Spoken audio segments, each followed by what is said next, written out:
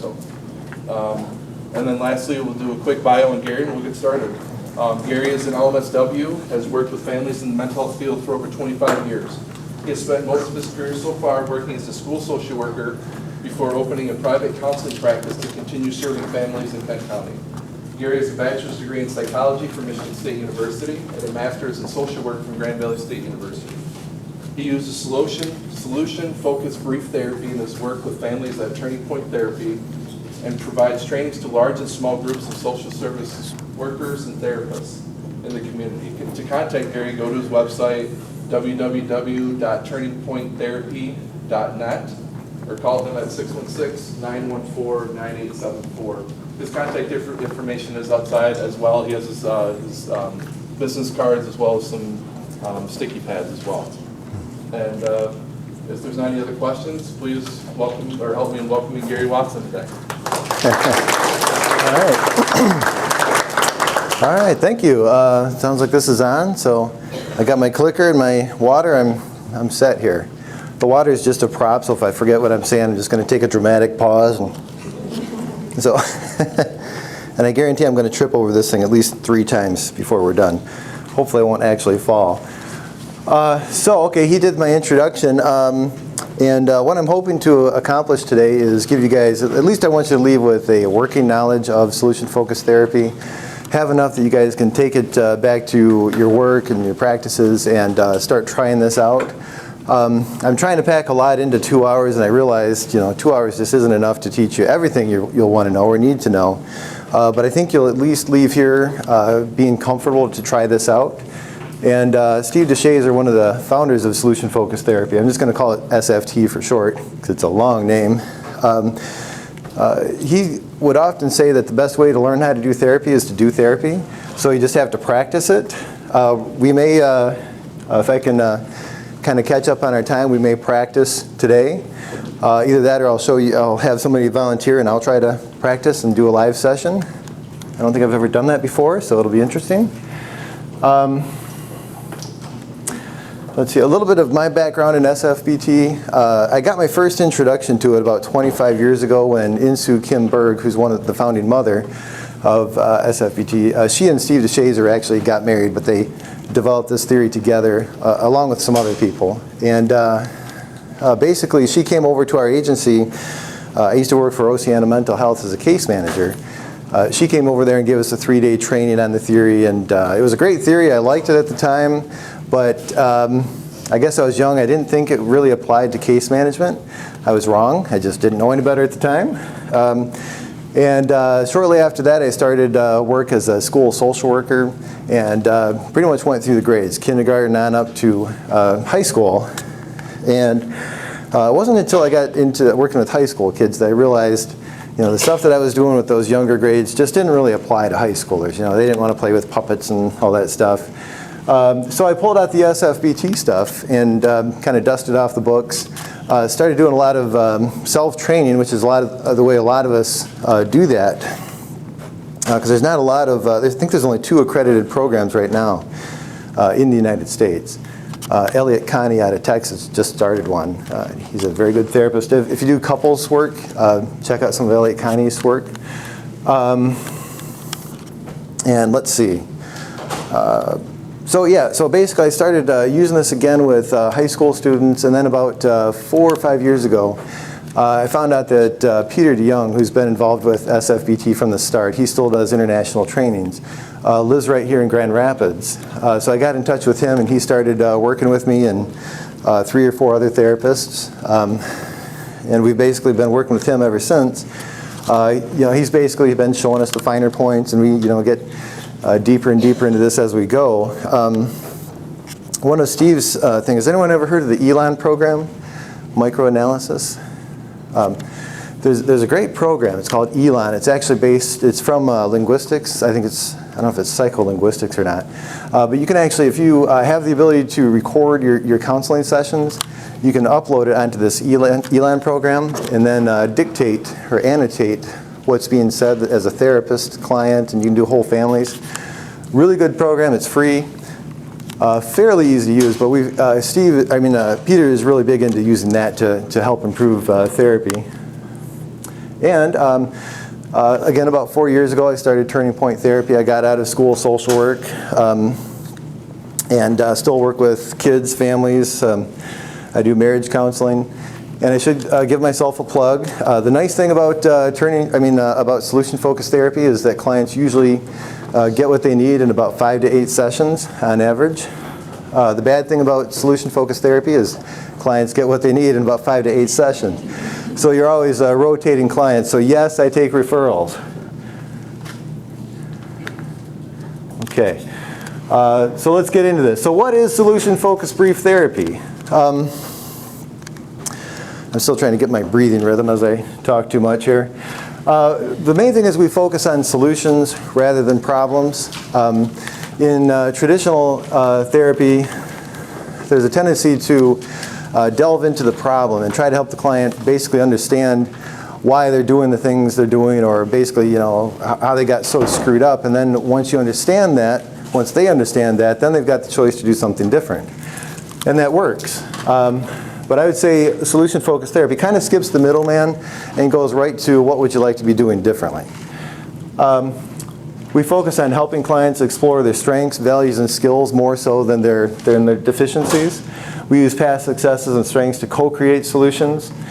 And that co-creation is also a key part, because this isn't the therapist as expert on the client's life. The client is the expert on their life. So this is more like it is a co-creation. We work together. I always tell my clients that I don't have the right answers, and even if I thought I knew, I probably wouldn't tell you, because you'd be the one person that doesn't work for. And every time I try to do it, that's the way it works too. They nod their head politely, like, yeah, I'll try that. And the next week, did you try that? No, that wasn't going to work. So SFBT versus traditional therapy. Again, it's about building solutions versus problem solving. We focus on those desired changes, and we call that the preferred future. And we spend a lot of time trying to flesh out what exactly that looks like for them. We focus on exceptions. And exceptions, we'll talk about each one of these in turn, but exceptions are what's happening when the problem isn't happening. So if a person is depressed, what's going on when you're not depressed, or what's going on when you're less depressed. Differences that make a difference. We focus on amplifying the client's strengths rather than understanding the problem and confronting issues and emotions. We do get into emotional stuff. Sometimes people mistakenly think that SFBT doesn't address emotions. It does, but usually in a different way. But generally people don't cry in my office. Insoo Kim Berg was really, she said this a lot, that solution-focused therapy is like leading from one step behind. So instead of the therapist saying, come on, I know exactly what you got to do, let's go over here, we sort of stand behind the client, tap them on the shoulder and say, what about over there? Or what happens if you do that over there? What would happen if you did that? And it's about asking the right questions rather than giving the right answers. And again, we amplify skills, past successes. I'll get to the good stuff here in a minute. Steve DeShazer always said that problem talk leads to more problem talk. And if you get a client talking about problems, they're going to remember more problems. And it's going to, one detail is going to lead to another about that problem. And pretty soon, they're more depressed than when they came in. A lot of you guys are teachers or school staff. Think about what happens when you go into the staff lounge. If teachers are complaining about administration or some new policy, that usually leads to another person bringing up another policy that they don't like or a situation they didn't like. But in the same way, when you guys came back from summer vacation, if someone was talking about the great vacation they had, you probably added your story about your great vacation or something you did or what you're going to do the next time. And that's kind of the way this works. So we try to get clients talking, focused on the positive changes that they want to make instead of talking about the bad stuff that's going on. So this is 3 main ideas of SFBT, and I want to point out you're getting an SFBT according to Gary Watson. If you talk to Peter DeYoung or Joel Simon, some of these other folks that do this, you might get a slightly different take, but I think I'm sticking pretty close to traditional SFBT. But the first thing we do is we help the client identify what specifically they want. And that sounds pretty simple, but most clients, most people, when they're in the midst of a problem, haven't really thought about what they want. They've thought a lot about what they don't want, and they can talk for hours about that. But they haven't really thought about specifically what they want, what is that going to look like. We help the client identify what they're already doing right, and we work from the standpoint that everybody is doing more things right than they are wrong. So let's help them do more of the things that work for them. And I'll go back just a little bit. One of the stories I like is actually how SFBT got started in the first place. Steve DeShazer and Insoo Kim Berg basically weren't satisfied with the type of therapy that they were doing. They thought there's got to be a better way, a more efficient way. So instead of starting with a theory or a hypothesis and saying, I think this is what should work, let's try this and see, they just did a whole bunch of therapy.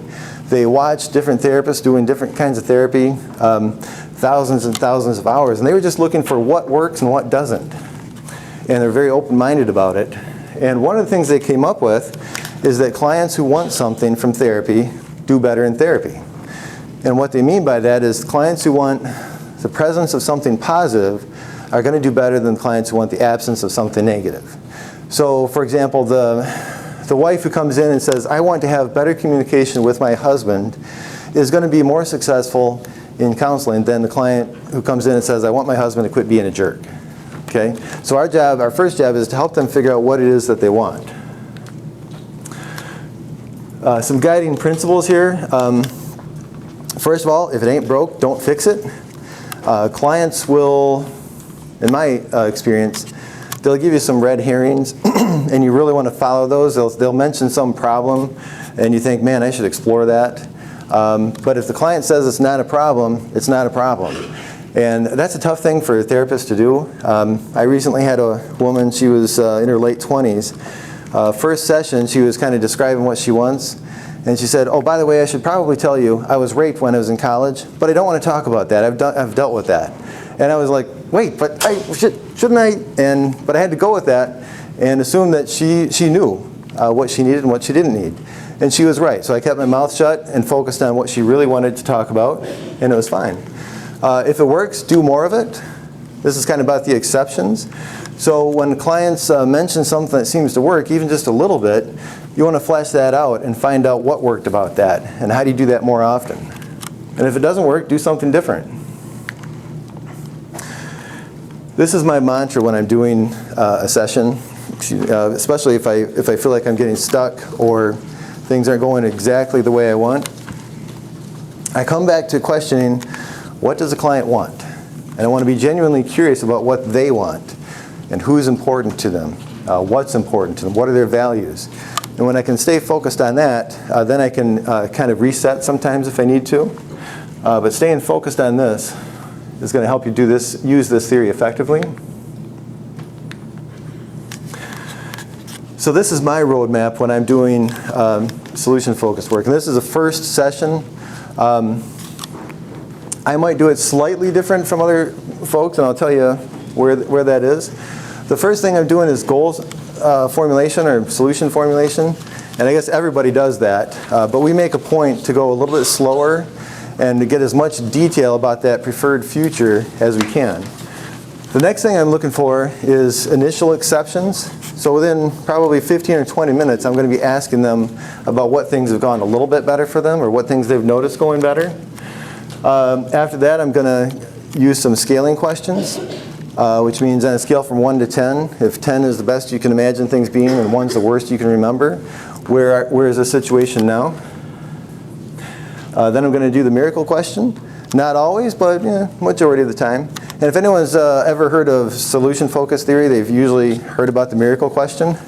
It's not the end-all, be-all, but it is a very useful question. Then I'm going to ask, once they've answered that question, I'm going to ask for more exceptions. And then I'm going to end by giving them some feedback and probably some suggestions.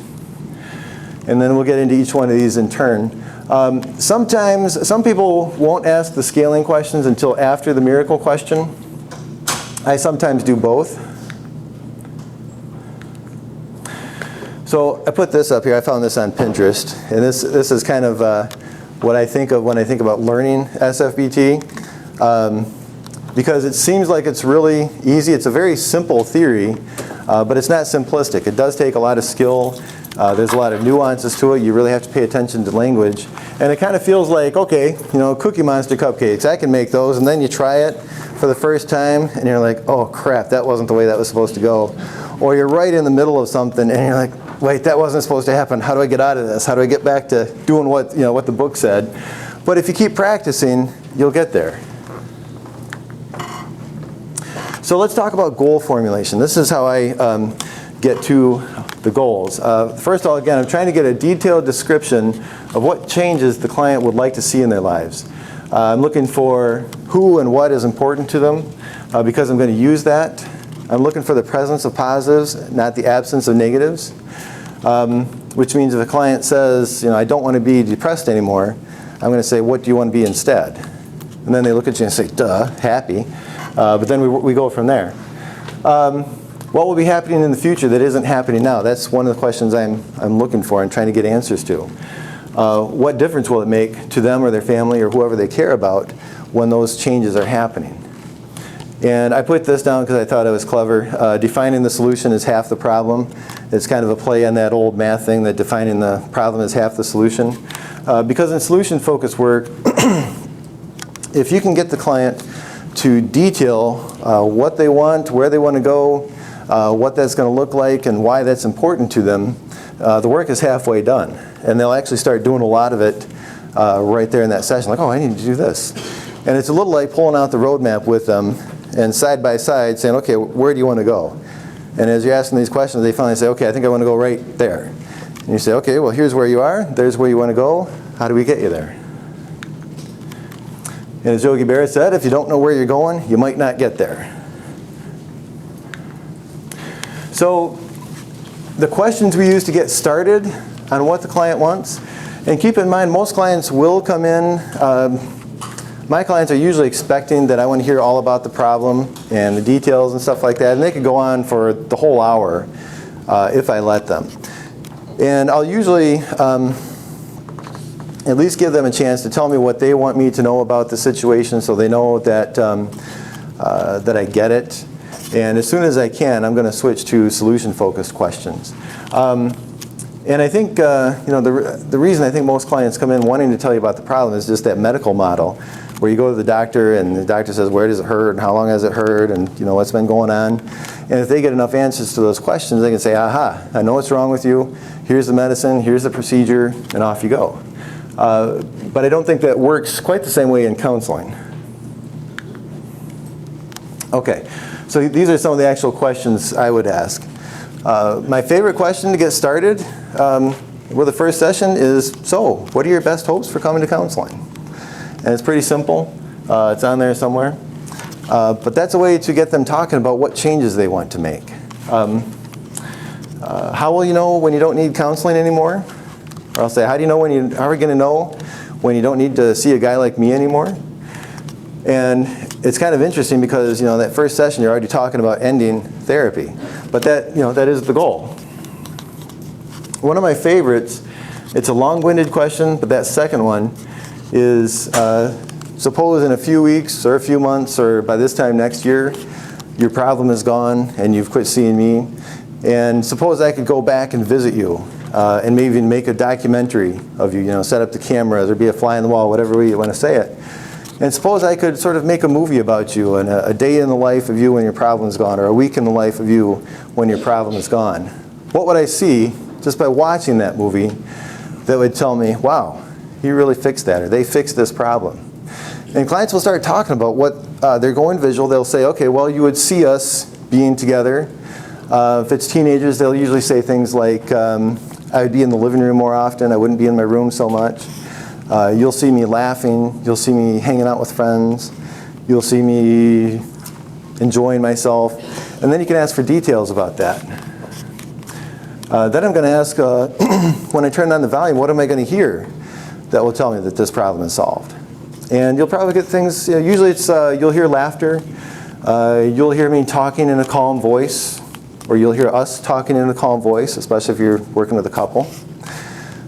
Some people have said things like, you'll hear music because I like to play piano when I'm in a good mood, and I haven't been in a good mood in a long time. So that would be a sign that I'm feeling better. If you're brave, you could ask, what would you smell? That would tell me that this problem is gone. And sometimes I wait until I know that there's something that might use that. For example, one woman said, you'd smell bread because I like to bake.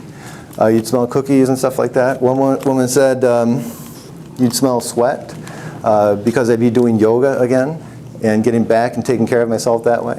One person said, you'd smell dirt and flowers because she likes to garden. And it sounds pretty simple. Some of you are probably thinking, okay, they come in with these big problems and you're talking to them about getting back into yoga or gardening. But you're talking to them about things that make a difference to them. And it really doesn't matter what we think they should be doing, because I've got all kinds of great ideas about what clients should do, but they're not going to do it unless they've had some success with that and some personal experience with it. You can also ask what loved ones will notice, or how they will know that the problem is gone. Kids, spouses, boyfriend, girlfriend, bosses. So, and I look at this as 3 steps to getting to a good client-focused goal. The first thing is you're asking them, what changes do you want to make? And especially if they give you like an emotional state, like I just want to be happy, you don't know what happy looks like to them, so you've got to ask, what are you going to be doing when you're happy? And have them give you some observable things that you can both agree on. If they say, well, I would be going to work every day and getting to work on time and things like that, enjoying myself at work, you might be able to agree on that. So you want to know what it looks like, sounds like. And the third part of this is important. When you're doing that, how will that make a difference for you? Or how will that make a difference for other people? And this gets to some of the motivation behind why they want to make those changes. So let me give you an example of how this might work. Woman comes in, you ask her, what are your best hopes for counseling? And she says, I don't want to be depressed anymore. So I'm going to say, I want the presence of a positive. So I'm going to say, okay, what are you going to be instead?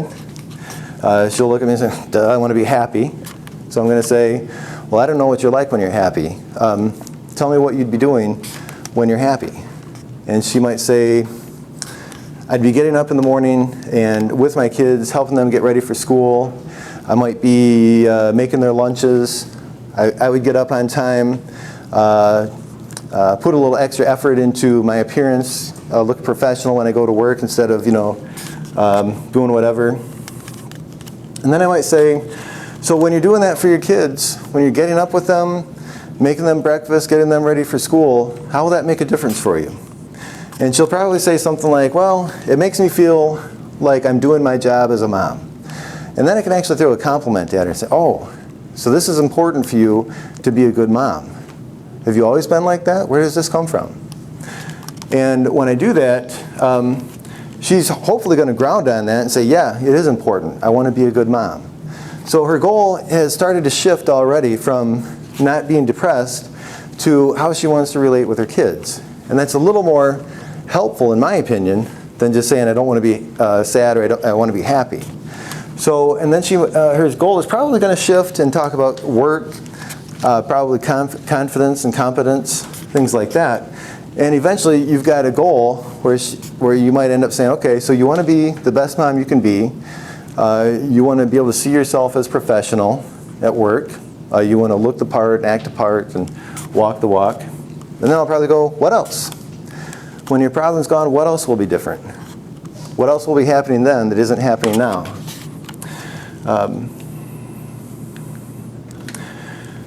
So now we're at finding exceptions. We've got, let's assume we've got a goal where everybody's happy with the goal we've got, and we've got that preferred future.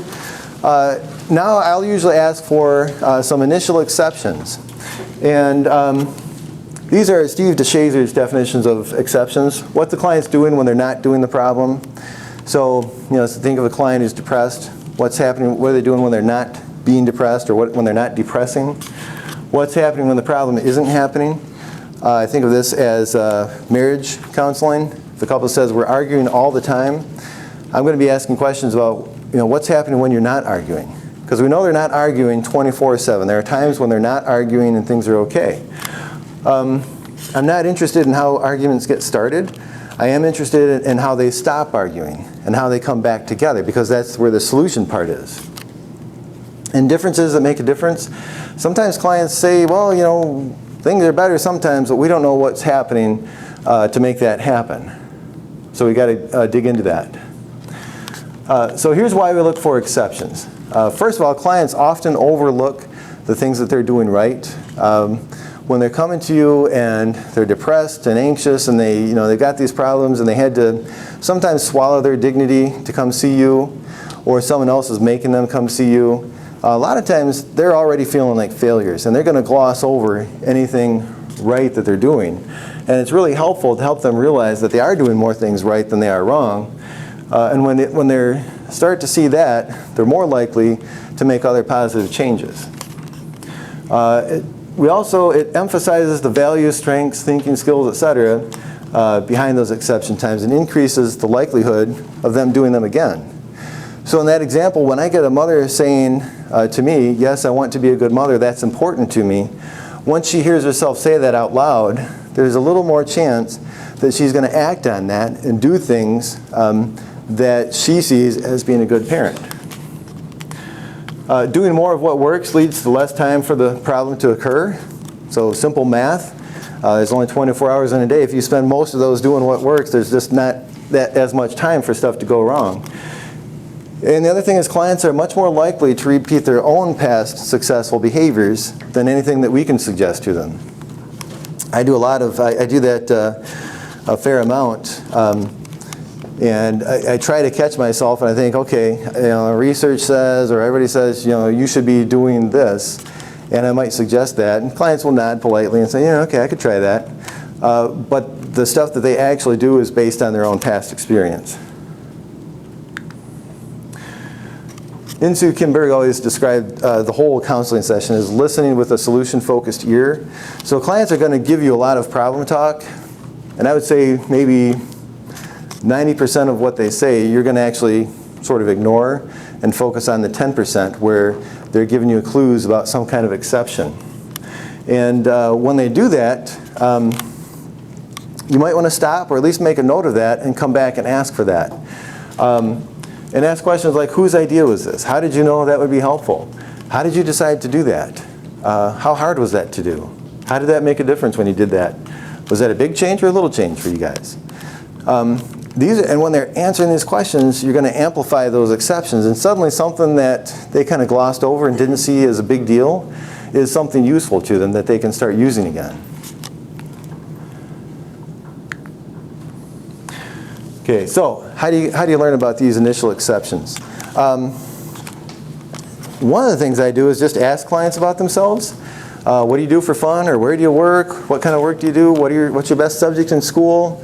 What's your favorite subject? And if you learn things like, they play guitar or they play hockey or something like that, they've got something that they're probably proud of that took some work to get good at. And there's exceptions there. But another good way is usually after I've done this goal formulation, I'll ask questions like, so what things have you noticed going better even before you came to see me? Or what things have you tried that have worked even just a little bit? And get them talking about some things they've tried. You can also ask, what do you know about yourself or this situation that tells you that this can be fixed? And this works well if you're seeing, either couples or families. I had a family of 4 in my office last night, and a lot of dysfunction. But I asked this question, and they all started complimenting each other. And I kind of went one by one, so each person got to hear some positive stuff about themselves. And I don't think that had happened for them in a long time. They were thinking it, they just never said it. And you could see a change in the room. The tension decreased when they got to hear that people actually appreciated some things about them. If you're doing an individual session, you can still bring other people into the room just by saying, what would your mother say she knows about you that would tell her that you can solve this problem? Or with teenagers, sometimes I'll just say, I'll ask them who their friends are and what would these friends say that they like about you? Why are they your friend? And it's a way that they can compliment themselves. If you just say, what are your best qualities, they're usually going to balk at that. Like, no, I feel like I'm just bragging on myself. But they're usually willing to say what other people would say about them because they don't have to agree with it. So the reason I ask for these initial exceptions, two reasons. First one is about 65% of the time, research shows that clients actually start counseling without you, at least if they're doing it on their own. So sometime between the time that they decide to get counseling and make that call and show up at your office, they've already done some things to make things better. And it's kind of like they've activated the launch sequence. So they decided, I want to change this, I'm going to get help. And they'll start doing more useful things even before they come and see you. The second reason, is it on here? Oh, there we go. I'm going to ask scaling questions right after I'm asking for these initial exceptions. So if I can get them talking about, first of all, I've already got them talking about positives and thinking about what positive changes they want to make. Then I'm going to ask them about what's going right for them, what are they doing right, what do people like about them, what do they know about the situation that tells them that it can be fixed. And if I do that before I ask a scaling question, I'm going to get a higher number on that scale. So now I'm going to ask, on a scale from 1 to 10, 10 is the best you can imagine things being, 1 is the worst you remember, where are you now? And a lot of clients will say something like, if you had asked me that question 10 minutes ago, I would have said a 2. But now that I've been thinking about it, I think it's closer to a 3 or a 4. So just by asking for those initial exceptions, you've increased their motivation, you've increased their feelings of confidence and competence that they can do something about this. And that's a good place to start. How am I doing so far? Is this working for you guys? Okay. Feel free to interrupt if you've got questions.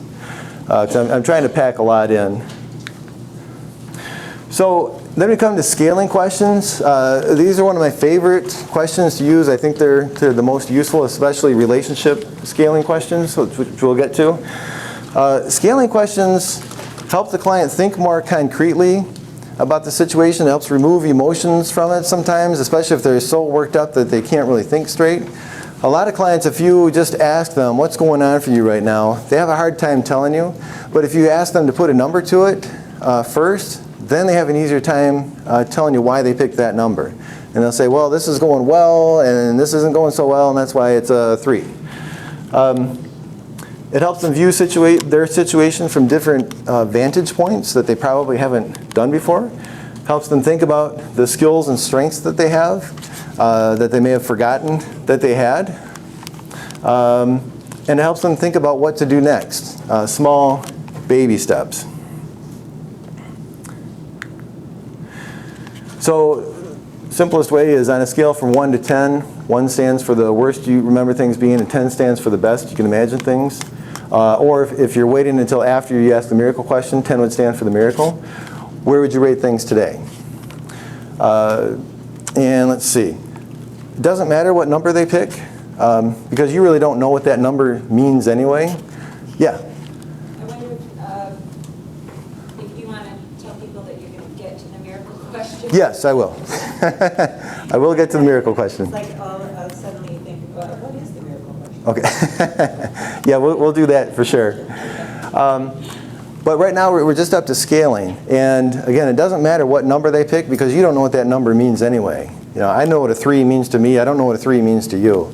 And some people are kind of exponential about it. Like if you've got an engineer sitting in front of you, their 5 or 7 could be something really strange. I'm pretty linear, so. But what matters is what's on each side of that number. Okay, so you're going to ask, okay, where are you at on a scale from 1 to 10? And a little side note, might be a small thing, but some people go 0 to 10. I go 1 to 10 because I feel like I'm kind of limiting them and they still have to pick a positive number. Because 0 to me sounds, like, oh, there's nothing there, that's horrible. And some clients will, they'll always pick the lowest number, like it's a 1. And they're probably right, it's a 1. But in my mind, it still keeps them positive. Sometimes clients will still, kind of screw you over on that one unless they like -3. And that's okay. But when they, whatever number they pick, you're going to ask, so why isn't that number lower? So if they do say, if it's 1 to 10 and they say it's a 1, I'm still going to say, well, how come it's not a 0? And you would think they would say, because you didn't say I could pick 0. But they know what I'm asking, and they'll cooperate with you. So, and they'll tell you why it's not lower. And clients have a tendency to try to cooperate with you. So they'll try to come up with some reason that it's not lower. And when they're doing that, they're giving you exceptions. They're telling you about the things that they're doing right. And that builds them up and increases the confidence. The other thing I'm going to ask is, how will you notice when you've gone one number higher? If they're a 3, I'm going to say, how are you going to notice when you've gone from a 3 to a 4? Or if I'm trying to get them to think small, I might say 3 to 3.25. And when they answer this question, they're talking about the small things that they can start doing that are going to make a difference for them. And there's a lot of ways you can ask this question. There's one wrong way that I've discovered. You don't want to ask, what do you need to do to get from a 3 to a 4? Because they'll give you a dirty look and say, that's what I'm paying you for. You tell me. I've had that happen. So, but if you ask, how are you going to notice when you've gone? They'll kind of look at that as, yeah, that is something only I can answer. Gary won't know that. Only I know for sure when I've gone from a 3 to a 4. And they'll give you the answer. And the other thing you want to do about this, with this is don't just stop at one thing. So if they, so when you're asking, how are you going to know when you've gone from a 3 to a 4, and they give you one thing, you don't want to move on. You're going to say, okay, how else will you notice that you've gone from a 3 to a 4? What else will you notice? And you want to ask those questions on both sides of this until they run out of answers. Here's some other uses of ways to use scaling. What's the highest on the scale you've ever been? And the neat thing is there's only two answers, either a higher number or the number they're at today. It can't be lower. So hopefully they'll be able to say they were at a higher number at some point in the recent past. And then you can say, okay, what was happening then that isn't happening now? And sometimes it'll be something that really can't be helped, like, well, I had a job then, now I don't have a job. But sometimes there's something useful. And even with not having a job, there's usually ways to pull that around. Like, what was different when you had a job? Well, I had financial security. Oh, so getting back to that financial security is going to make a difference for you. That's one of the things you want. And you kind of added something to their goal. If they say, if you ask, what's the highest number you've been at? And they're at a 5 today, and they say, today, this is the 5. Then my first reaction is, oh crap, that was a dumb question. But you can turn that around by saying, how have you kept that from getting any lower? How'd you keep it from going down to a 3 or a 4? And then they're kind of talking about coping skills, which is still useful. Because those coping skills are still a strength that you can build on and work with that. Some people would say, you can ask, what's the lowest on the scale you've ever been? Some people would say that that's not really a solution-focused question because you're asking about a problem. But I'll use that anyway, because if it's a lower number, if they say lowest I've been is a 2, and I know today they're at a 5, then I can ask them, how did you get up from a 2 all the way to a 5? What did you have to do to get up to that point? And again, if they say, today is the lowest I've ever been, and you're like, oh, crap. Then you can still, okay, how have you kept it from getting any lower than that?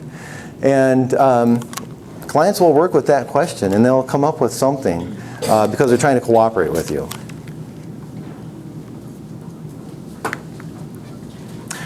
Another thing you can do, this kind of works well for school social workers and school counselors when you just don't have a lot of time and you see a kid that you're working with. I'm getting ahead of myself a little bit, but you can say, okay, they say I'm at a 5 today, and then you can ask, okay, on a scale from 1 to 100, or you could keep it on that 1 to 10. How do you feel about being at a 5? And most people will tell you, kind of keep it proportional. So if they say, if they're at a 5, they're going to say about 50%.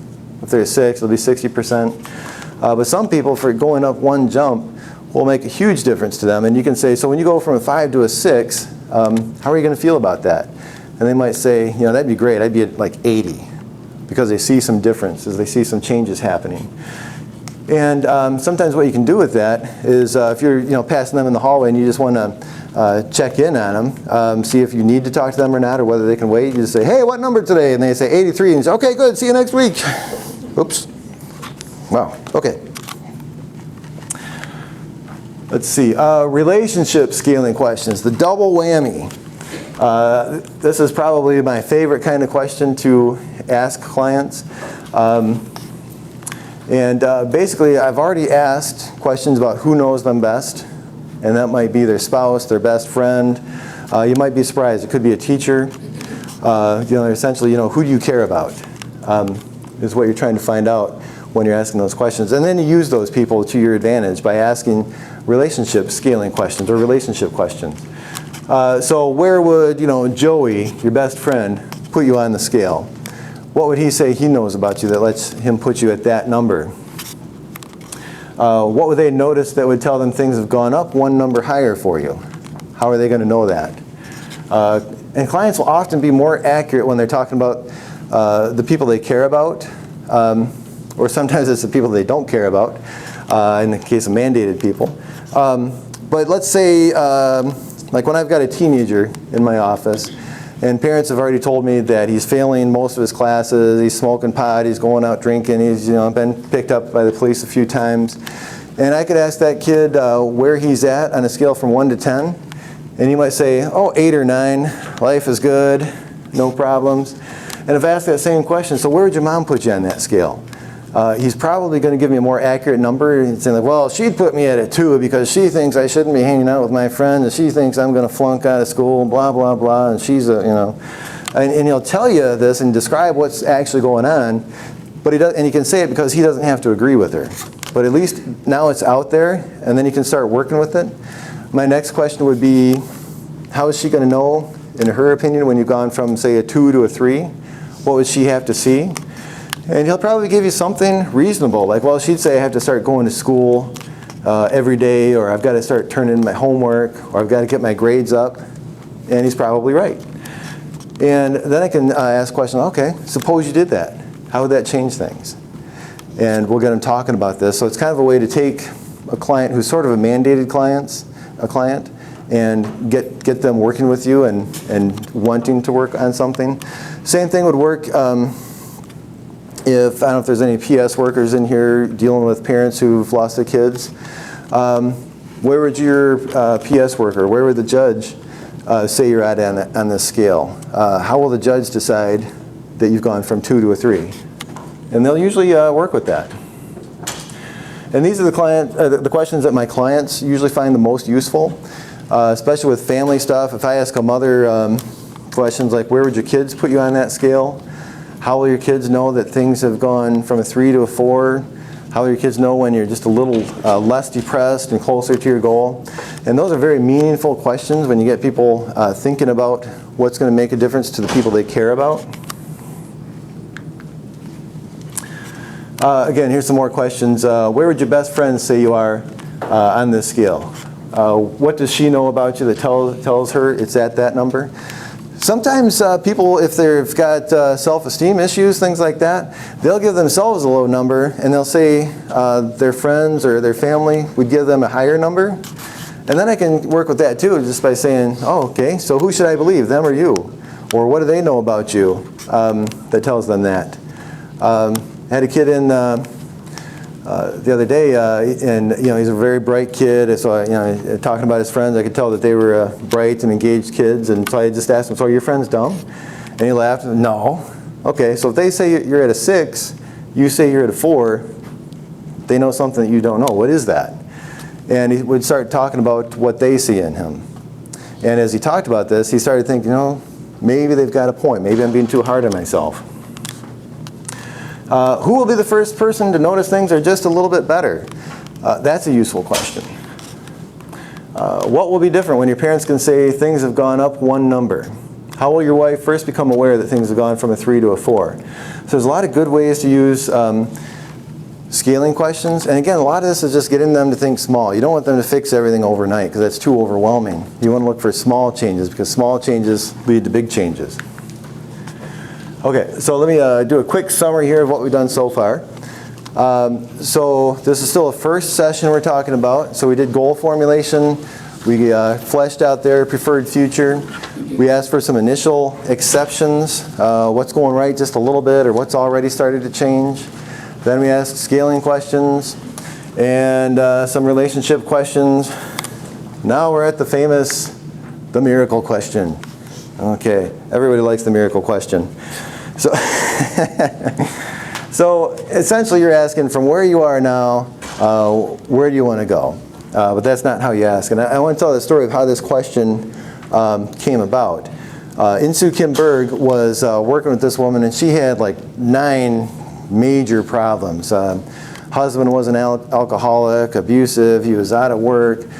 She had several kids that were getting kicked out of school and getting into delinquency stuff. She had protective services coming in, and she was just all kinds of stressed. But she was also a very spiritual person, religious, and Insoo was kind of pushing her to try to get her to talk about, you know, how do you start making some small changes? And the woman finally said, you know what, it would take a miracle for my life to change for the better. And Insoo was quick on her feet, and she said, okay, well, suppose God performs a miracle. What would be different? And surprisingly, this woman started talking about, well, if God did that, then my husband would have a job, and I would have a job, and my kids would stay in school, and this would happen, and this would happen. And they were all doable things. So Insoo basically said, okay, we're on to something. Let's use this. And that's when they were at that stage of just trying to figure out what works in counseling. So they started using that. And so it's really helpful for clients who are kind of skeptical. They don't want to get their hopes up and think that, have them dash to things change. So it's a way to just temporarily let them set those emotions aside and think about what could be different. And, if we start with tomorrow, we're looking at small things. And small changes lead to big changes. So here's how you ask the miracle question. And I usually, when I first start working with a client, I let them know that I ask a lot of questions, and some of my questions are good, some maybe not so good, some might be weird. So when I get to this point, I can just say, well, here's one of those weird questions I was talking about. Let me ask you this. You're going to have to use your imagination a little bit. And when you ask this, you want to use a lot of dramatic pauses just to give them time to kind of visualize this happening. So when I ask it, it's something like this.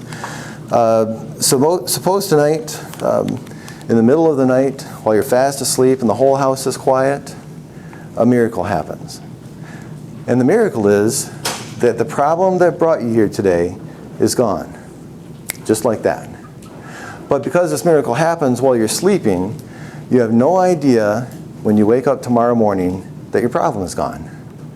How would you go about noticing, as you go throughout your day tomorrow, a miracle must have happened to me. My problem's gone.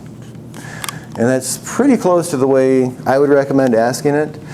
I like the idea of saying, don't label the problem for them. Don't say when your depression is gone. Let them think about what the problem is. So you just say, your problem is gone. And then you wait. And half of you are probably thinking, yeah, and then the client is going to say, I would wake up in Hawaii, and I would have won the lotto, and I'd be married to a supermodel. And sometimes they do. And then you just look at them and say, yeah, that would be a big miracle, wouldn't it? And then you wait. Because the client knows what you're asking. And they know, sometimes they just need to say that, a little wishful thinking, and then they'll get back down to business. I've never had a client not answer this question, or at least attempt to answer it. Sometimes they have trouble with it. The usual response I get from clients when I ask this is there's kind of a long pause on their part, and they go, that's a good question. I've never thought about that. And I'm thinking, damn, Skippy, it's a good question. So, and then they think about it, and you can tell they think about it. And sometimes they'll say, I don't know. But the look on their face, they're kind of looking off into the middle distance. They're thinking about it. So that I don't know says, shut up and let me think about it, and I'll give me a minute, and I'll tell you something. So what they'll usually tell you is something that's going to happen right at that moment. A lot of times they're in bed, they're pitching themselves, I just woke up, I'm still laying in bed, what's going to be different? If you're working with a teenager, it's usually going to be something like, my mom would wake me up without yelling at me 15 times. If you're working with couples, they almost always say stuff like, he would wake up and say good morning to me, or she would wake up and smile at me, or he would hug me, or bring me a cup of coffee. And it's always small stuff like that they start off with. And if I'm working with the couples, then I'm going to say, so suppose she does that. How is that going to change things for you? Well, I'd feel a lot better. It'd be a great way to start my day if he smiled at me and said good morning, or hugged me, brought me a cup of coffee. Okay, so when your day starts off that way, what do you think he might notice about you? And she'll probably say something like, well, I'd hug him back, or I'd say good morning. I might even cook him breakfast. I might hug them before I left for work, things like that. And how would that make a difference when you guys are doing that? Well, we'd probably get along a lot better. Oh, so you guys want to be getting along better. And you kind of throw a compliment in there. And you can keep this going. Okay, how about when you're at work? What's going to happen when you're at work? Well, he might send me one of those cute texts with a little smiley face that he used to send me.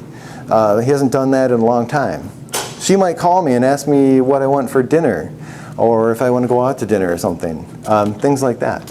How about when you come home? How are you going to know this miracle is still going on? Yes? So when you are in that part of the dialogue, do you then have them talk to each other about what their vision is?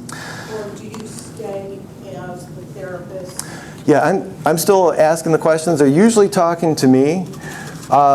If they start talking to each other and it's going well, then I let that happen. I mean, because I want them to have those kind of... You want to facilitate that they can continue that kind of conversation when you're not there. Yeah. And sometimes, depending on where I'm at in the session when we've gotten to this, sometimes we actually run out of time. So one thing I might suggest is, you know what, you guys are doing really well at this. Why don't you continue this conversation? Yeah. And a lot of times they will. And again, sometimes they'll say something negative, like, my dad won't yell at me when he wakes me up. So I'm looking for the presence of positives. Okay, so what's he going to do instead? Well, he would probably talk to me in a calm voice. And I say, okay. And when he's doing that, what is he going to notice about you? Well, I'd probably be calm too, and be polite to him, be respectful. How will that change things when you guys start that? Well, we'd probably get along a little better that morning. We wouldn't be fighting as we're going out the door. Okay, what else? What else? And that's a question you want to ask. What else? And then again, you want to know how that's going to change things. Excuse me, because you really want to think about, you want them to think about, okay, these are changes we want to make, but what's the reason behind that? Because we want a better relationship, we want to get along, things like that. And I'd rather have them talking about that stuff. What they're going to do is great, but I also want them to think about why that's important to them. And then you can throw relationship questions into this as well. Besides you, who will be the first person to notice? And it's usually a parent or a friend, or depending on who it is.